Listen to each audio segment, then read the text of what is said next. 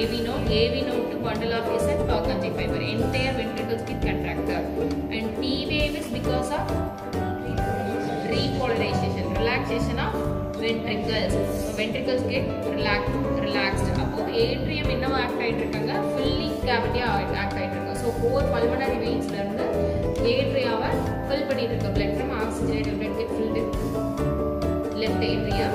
Right atrium-க்கு அதே மாதிரி தான். Superior and inferior vena cava ல blood அங்க drain ஆயிட்டு இருக்கு. And அந்த டைம்ல பாத்தீங்கன்னா atrioventricular valves also get closed.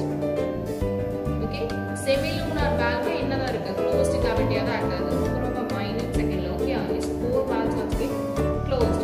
And U seconds U wave நம்ம அப்போ வந்து papillary muscle ஓட relaxation அப்படினா valves get closed, atrioventricular valves get closed அந்த டைம். So அப்ப நம்ம U wave observe பண்றோம். Next isovolumetric contraction phase start ஆகுது. அந்த டைம்ல தான் என்ன ஆகுது, so atrium to ventricles blood passed out ஆகுது.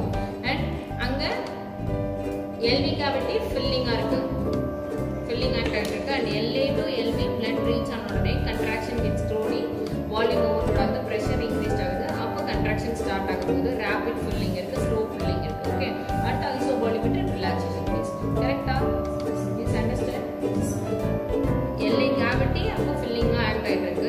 LA ஃபுல்லாவே cavity, LA and RA cavity filled ஆன உடனே அந்த டைம்ல atrioventricular valves and semilunar valves closing இருக்கு.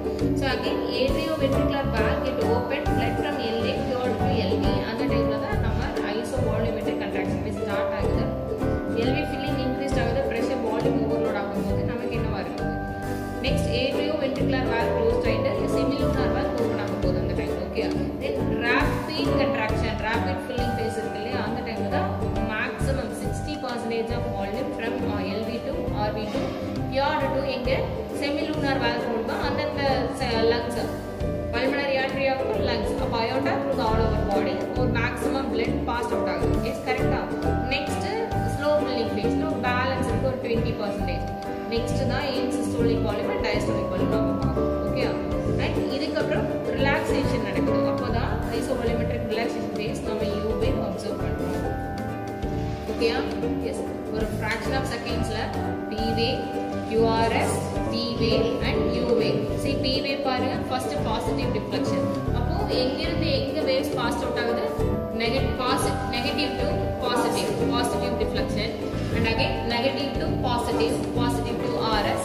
Q is negative, R positive, S negative again. Okay, then negative to positive deflection. P wave and U wave is always positive. Okay, positive isoelectric lines. இந்த லைன்ஸ்லயே பாத்தீங்கன்னா isoelectric லைன்ஸ்லயே multiple நமக்கு impulses கிடைச்சிட்டு தான் இருக்கு, observe ஆகும். But அது வந்து இவ்வளோ எஃபெக்டிவா இருக்காது, இந்த ஆம்ப்ளிடியூட்ல நமக்கு அப்சர்வ் ஆயிருக்காது.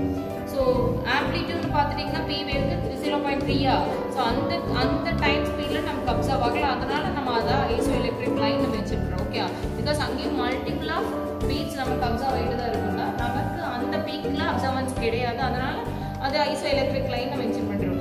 எது டோமிங்ல இருக்கு அப்படின்னா தட் இஸ் P வேவ். சரி, ஏட்ரியல் ஃபிப்ரிலேஷன்ல எல்லாம் பாத்தீங்கன்னா இந்த மாதிரி ஒரு ஐசோஎலக்ட்ரிக் லைன்ஸ் பார்க்க மாட்டீங்க. ஃபுல் மேக்ஸிமம் P வேவ், அதுக்கப்புறம் ஒரு QRS, அகைன் P வேவ் 5:1 5:2 ரேஞ்சில் பார்ப்பீங்க.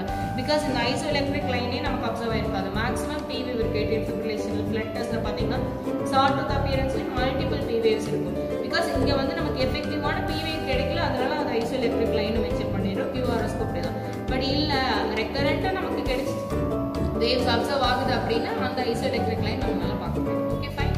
So this is called as isoelectric line, isoelectric phase. Okay, effective ஆன contraction அங்க observe ஆகலாம். either அங்க impulse stimulate ஆயிட்டே இருந்தாலும்